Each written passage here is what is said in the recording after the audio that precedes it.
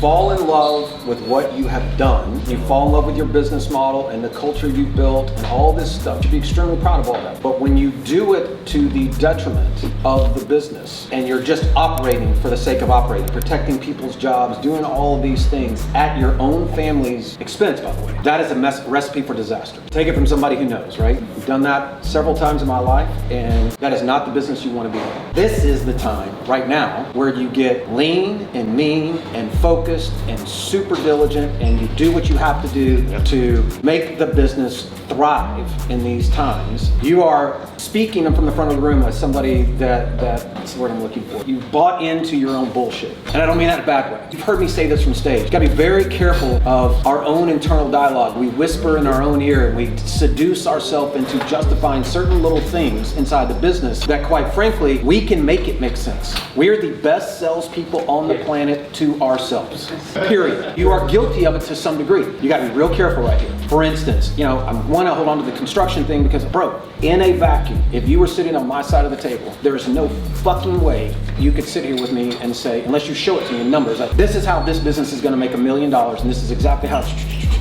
But the conversation you're having, personally, internally, is yeah, but. And whatever comes on that yeah, but will be the death of a business. Very dangerous. Be very careful of those yeah, but, because that's what we do to ourselves. We all do this, and I've done it to myself. That is really, really powerful. I want you to look at each one of those businesses, and if they had to survive and stand on their own with exactly the resources that you have that you can apply to them, can it get you to where the business is profitable? And then you look at each one and say, okay, wholesaling, here is the game plan. Here is the plan of attack. This is exactly how we go about this. If we were just going to do it in lending, this is exactly how we would go deploy this $3 million that is, bro, I mean, it's even worse than I thought it was, right? What did you say, 3 and 12? 2 and 13. You got a 5-point yield on it, right? 5-point yield on $3 million is $150,000. That's alternative. I mean, it's a 6-month note, so it's minimum alternative flow. So okay, great. So now it's $300,000.